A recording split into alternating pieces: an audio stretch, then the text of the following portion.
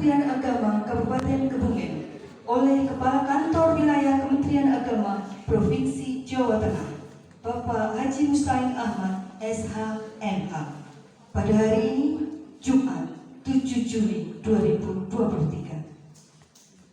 Sholawat serta salam kita sanjungkan kepada junjungan kita, Nabi Agung Muhammad Sallallahu Alaihi Wasallam.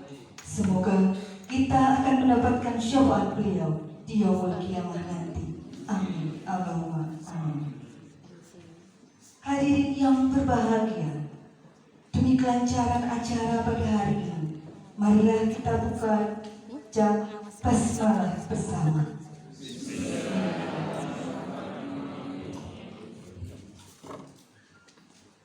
Bapak Ibu yang kami hormati, acara berikutnya adalah sambutan Kepala Kantor Kementerian Agama Kabupaten Kebumen, Bapak Dr. Andes Haji Soekarno MM.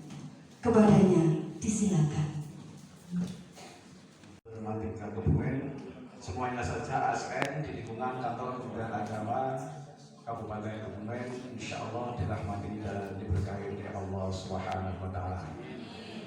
Mari yang pertama kita panjatkan puji syukur kepada Allah Subhanahu wa Ta'ala. Alhamdulillah wa syukurillah. Pada pagi menjelang siang yang penuh berkah ini, hari Jumat 7 Juli 2023, kita hadir di Malika setelah rangkaian sebelumnya ada di Balai Nikah dan Manasik Haji Kaulang Kecamatan Adimulyo, dalam keadaan semuanya sehat walafiat. Selawat dan salam mari kita aturkan kepada junjungan kita Nabi Muhammad SAW. Bismillah, alhamdulillah, walhamdulillah, alhamdulillah, wa syukurillah, assalatu wassalamu ala rasulillah, wa ala alihi wa sahbihi, wa mawala la hawla, wa la quwata illa billah, amma ba'd. Baik semuanya, bismillah. Yang saya hormati Pak Haji Soekarno, sahabat saya, Kepala Kantor Kementerian Agama Kabupaten Kebumen, Pak Kasubag, Pak Kasih, penyelenggara, semua yang saya hormati, Bapak Ibu, para pengawas, baik pengawas madrasah maupun pengawas PAI. Jadi begini pertanyaannya, oh ada pengawas PA Katolik? Ada. Ya. Oke, berkah dalam. Ya. Data yang kita punya itu kita kehilangan banyak guru karena pensiun. Konon begitu, tapi bukan konon, ini data. Kemudian penambahannya tidak sebanyak yang pensiun, sehingga banyak cerita beberapa guru pensiun masih dipertahankan untuk tetap ngajar. Nah, sementara ada juga informasi kekurangan pengawas, sehingga suatu pengawas mengawasi sekian orang. Ini kondisi realnya. Nah, kemudian pertanyaan konyolnya itu lebih strategis mana? Ada guru, tidak ada pengawas, atau ada pengawas, tidak ada guru.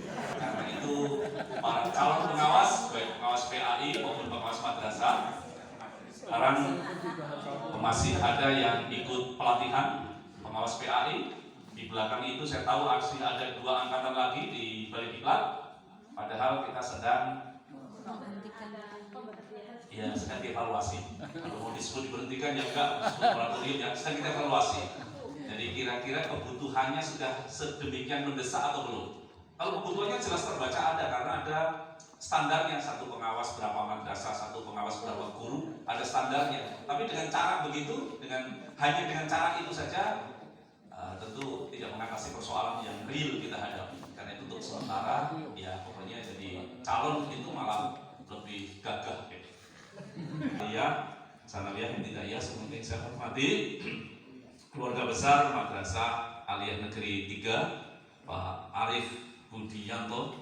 Jadi mirip-mirip sama Arif Sugianto. Mudah-mudahan pembiayaan dan rezekinya mirip juga. Ini tentunya akhirat Pak. Ini selaku PLH kita doakan Pak Sultoni juga lancar, sehat, berhajinya mabrur, ketemu lagi dengan kita semuanya dalam kondisi yang baik, sehat walafiat. Keluarga besar dan anak-anak semua yang mengikuti kegiatan ini, alhamdulillah pagi ini kita bisa bertemu. Kalau mau menyampaikan sebenarnya tadi sudah saya sampaikan di KUA, tapi sebagian belum mengikuti. Nah, sehingga Bapak Ibu semuanya yang saya hormati, saya ingin mengklirkan dulu tentang SPSN agar apa yang selama ini beredar di grup WA jenengan itu tidak menyesatkan kita. Ini makhluk apa SPSN ini? Dan jenengan tahu semua bahwa SPSN ini diambil dari SPSN yang kita gunakan bangun kelas itu, dan juga yang lain. Ada di KUA, ada di UIN, ada di Kemenag, ada PLHUT. Itu dari dana haji. Agak susah menjelaskan kalau tidak mengerti urutannya. Bagaimana mungkin dana haji itu digunakan untuk bangun KUA, untuk bangun madrasah? Kok iso jamaah hajinya dapat keuntungan?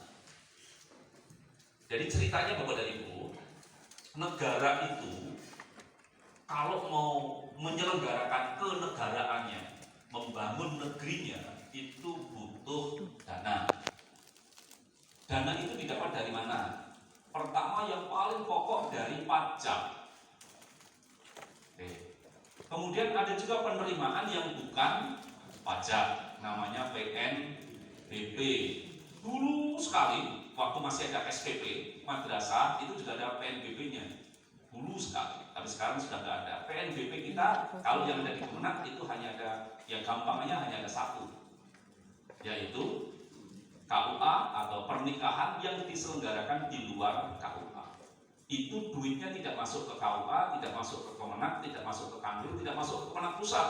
Masuknya ke Menteri Keuangan sebagai instrumen pembiayaan negara. Sebutannya PNBP. Ya ada PNBP yang lain, termasuk misalnya kalau di Kemenag, di madrasah ada tempat yang digunakan untuk kegiatan lain, termasuk sebenarnya kantin itu harusnya nyewa.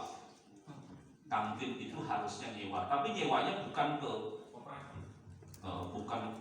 kantin mau koperasi apa itu, nyewanya bukan ke madrasah. Duitnya tidak masuk ke keuangan komite, duitnya tidak masuk ke Kemenag, duitnya masuk ke Menteri Keuangan, PNBP. Kita hanya ngurusi pekerjaannya.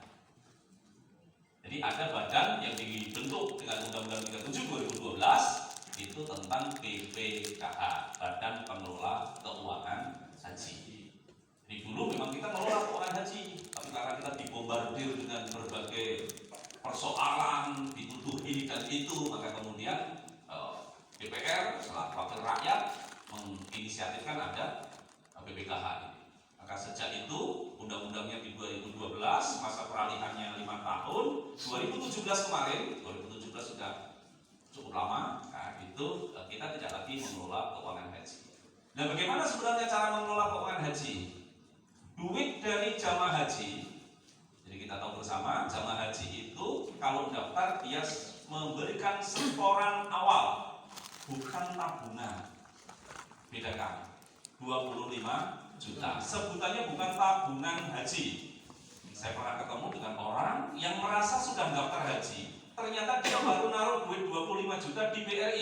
konvensional. Saya itu sudah nabung haji, Pak. Jadi dia bilang, ini Mbak, saya nabung 25 juta buat haji. Yang itu ya deh, gitu. Dan merasa sudah daftar haji. Dan dia nunggu, sementara teman tetangganya yang di belakang hari, belakang bulan daftar, belum sudah berangkat. Tetangga saya belakangan kok sudah berangkat, saya kok belum. Yang mana bukti pendaftaran jenengan? Setelah kita lihat, bukan surat tanda daftar haji, tapi buku tabungan. Dan dia merasa sudah. Ini beda. Kalau tabungan kan ditambah setiap waktu bisa. Sehari mau ditambah 3 kali, mau diambil 3 kali. Duit jamaah haji ini sambil menunggu keberangkatan, uangnya bisa nambah. Gimana caranya? Ya, salah satu teori itu dimasukkan ke dalam peti, nggak boleh disentuh-sentuh. Ini gampang kualat, malati. Ini uang sakral, keramat. Ini uangnya, jadi nggak boleh siapapun. Jangankan kok camat, jangankan kok kepala kemenang, presiden pun nggak boleh nyentuh duit haji. Haram hukumnya. Maka kemudian duit haji dimasukkan peti, kemudian dikunci, kuncinya dimasukkan sumur juga enggak. Ditunggulah duit dalam peti ini selama 10 tahun, karena yang berangkat tahun ini daftarnya 10 tahun yang lalu. Nah, karena kuncinya dicari yang nggak ketemu, akhirnya dijebol pakai beringgis. Kira-kira duitnya nambah nggak? Pelampuk bisa jadi, dimakan rayap bisa jadi. Jadi pastilah tidak masuk akal kemudian kalau dalam grup WA kita pokoknya duit haji nggak boleh diapa-apain, udah didiamkan aja. Nah kalau didiamkan kan bisa turun nilainya. Tahun lalu saya beli kambing untuk kurban itu harga 3 juta, itu udah gede banget. Sekarang saya kemarin beli 3 juta itu paling kecil di tempat itu. Kalau Bapak mau yang ini 4 juta, ini kemarin segini ini 3 juta. Ya kemarin Pak, Bapak belinya harusnya tahun lalu. Ini yang sekian untuk bangun UIN, yang sekian untuk bangun KUA, yang sekian untuk bangun madrasah. Maka kemudian uang itu memiliki nilai manfaat, bagi hasilnya ada. Dari bagi hasil itu, kira-kira sambil saya ingin mengajak kita berpikir lebih jernih ya. Kemenang Jateng itu macet, CE-nya moderat, akuntabel, CE-nya itu jernih. Kita melihat sesuatu itu jangan karena sakwasangka, lihat secara jernih. Kira-kira keuntungannya berapa? Keuntungan itu ya ekonomi mau pakai syariah, mau pakai ini kira-kira ya seimbang. Jadi kira-kira 5% per tahun. Tanpa rugi itu 5% per tahun. Berarti berapa? 25 juta, 5%. 1.250.000 setahun. Jamaah itu lupa katanya 30 tahun, kok cuma 10 tahun? 30 tahun itu kalau jenengan daftar sekarang, uangnya baru kemarin. Tapi bapak ibu yang sekarang ini berangkat haji daftarnya di 2012. Sehingga kan kemudian kan sekitar 10 atau 11 tahun. Ada yang 2011 akhir mungkin ya. Ini bukan 30 tahun itu duitnya baru seminggu, bukan duitnya sudah tersimpan. Dan yang daftar lama kan sudah dipakai yang lama juga. Nah ini mesti jernih ya. Duitnya 25 tahun dihitung sejak 1945 sampai sekarang. Ya enggak gitu cara ngitungnya. Cara ngitung kan sejak kapan duit itu ditaruh sampai hari ini berangkat kira-kira berapa tahun? 10 tahun. Berarti berapa keuntungannya? Bagi hasilnya berapa? 1.250.000 kali 10, 12,5 juta. Taruhlah misalnya ini angkanya di atas untuk gampangkan ngitung. Karena saya hitungan persisnya ya, tapi kira-kira segitu. Itu keuntungan, bukan cuma 12 juta. Berarti duitnya jadi berapa itu? 25 juta ditambah 15 juta keuntungan. 40 juta. Kemudian pelunasan dia nambah 24 juta, ya kan? Jamaah ini berarti berapa duitnya? 64 juta. Pertanyaannya, sudah cukupkah 64 juta digunakan berhaji? Belum. Berapa sih sebenarnya haji itu? 96 juta. Dari mana tahu 96 juta? Pak Aris Sugianto, Bupati. Pak Aris Sugianto, Bupati ya? Pak Bupati. Itu memberangkatkan 6 orang TPHD. 2 diantaranya dari provinsi. 8 orang TPHD. Mereka bayarnya bukan 65 juta. Berapa tadi? 60? Tapi bayarnya 96 juta. Kenapa? Satu, karena para TPHD ini 10 tahun yang lalu tidak setor 25 juta, sehingga mereka nggak bisa mengambil nilai manfaat. Dan setelah dihitung ternyata biaya untuk haji hidup 40 hari dengan fasilitas yang penuh seperti itu, biayanya 96 juta. Lalu duit dari mana itu? Jarak antara 64 juta ke 96 juta. Ya, yang 32 juta dari mana duitnya? Ayo, dari duitnya sendiri kan tadi sudah punya keuntungan 15 juta. Udah, lupakan. Ini biar diurus sama. Banyak yang diuntungkan. Siapa yang diuntungkan? 1, jamaah haji. Kenapa? Karena jamaah haji dapat nilai manfaat. Investasinya tidak rugi. Beda kalau investasinya dititipkan bakul bakso, bakul mie ayam yang bisa rugi. Tapi kalau diutangkan kepada negara, ada jaminan undang-undang.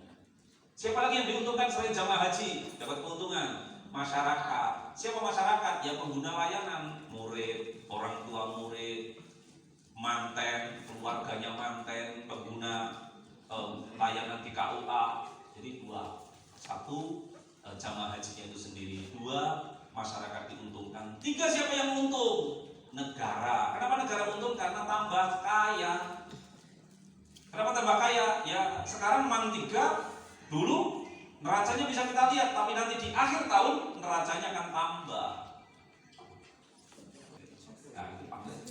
Sehingga orang tahu siapa itu. Dan kemudian kita punya korpri. Ya, kita ini satu korps yang harus saling menguatkan satu dengan yang lain. Satu untuk semua untuk satu. Korpri kita. Nah ini ya, kita semuanya pegawai aparatur sipil negara, apakah dia PNS, apakah dia P3K, adalah abdi negara dan abdi masyarakat. Ini pahami betul. Nah inilah yang kemudian ketika Republik ini melakukan yang namanya gerakan reformasi tahun 98, birokrasi kita juga melakukan gerakan reformasi birokrasi. Apa itu? Kita memantapkan diri dengan sebutan abdi negara dan abdi masyarakat. Abdi, kita ini pelayan. Kewajibannya pemerintah, kewajibannya aparatur sipil negara loyal pada ini. Madrasah ya kira-kira pelayannya anak ini, pelayannya orang tua murid. Gimana agar mereka terlayani dengan baik? Saya tidak ingin, ya terutama ini yang di madrasah aliyah, ada laporan anak madrasah aliyah, ijazahnya apalagi yang negeri ditahan oleh kepala madrasah karena belum bayar dari T. Kalau begitu ya suruh melunasi paket baku itu.